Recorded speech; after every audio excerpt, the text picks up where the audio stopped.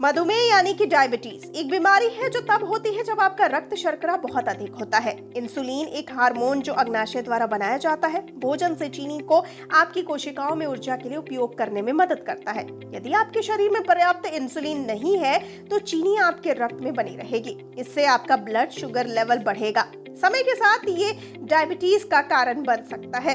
मधुमेह होने से आपके हृदय रोग, मौखिक स्वास्थ्य समस्याएं और डिप्रेशन का खतरा बढ़ सकता है।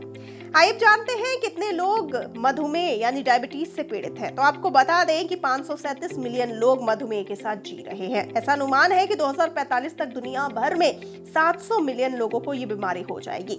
डायबिटीज का व्यक्तियों, समाजों और देशों या क्षेत्रों पर विनाशकारी प्रभाव पड़ता है और हर साल 4 मिलियन से अधिक मौतें होती हैं। 21वीं सदी की सबसे तेजी से बढ़ती स्वास्थ्य आपात स्थितियों में से एक है डायबिटीज यानी कि मधुमेह। तो अब जानते हैं मधुमेह के इलाज के लिए क्या है दवा। तो शोधकर्ताओं ने डायबिटीज के इलाज के लिए एक मौखिक दवा विकसित की है, जिसे उन्होंने एक नए अध्ययन में बताया है कि जो रोग के सूजन प्रभाव को उलटने के साथ साथ इंसुलिन के स्तर को नियंत्रित करता है।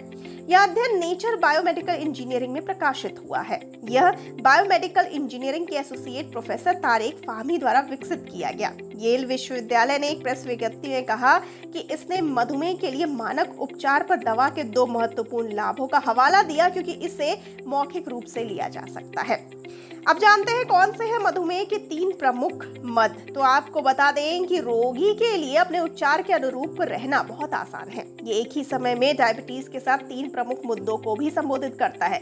यह तत्काल रक्त शर्करा के स्तर को नियंत्रित करने में मदद करता है, अग्नाशयी कार्य को पुनर्स्थापित करता है और अग्नाशयी वातावरण में सामान्य प्रतिरक्षा को फिर से स्थापित करता है। यह सब एक नैनो कैरियर के भीतर किया जाता है जो हमारा शरीर खुद बनाने में सक्षम होता है, जैसे कि पित्त अम्ल मुख्य रूप से स्तनधारियों और अन्य केशुरुकियों के पित्त में पाए जाने वाले स्टेरॉइड एसिड होते हैं। इसका मतलब यह है कि वहां के पास चिकित्सीय प्रभाव होते हैं जो लोड किए गए एजेंट के साथ अल्प अवधि में सामान्य बहाल करने के लिए काम करते हैं और लंबी अवधि में प्रतिरक्षा क्षमता को यानी कि हमारी इम्यूनिटी पावर को बहाल करते हैं। यानी कि अगर आपको भी है डायबिटीज की बीमारी तो अब आप भी करा सकते हैं इसकी मौखिक दवा यानी कि ओरल दवा।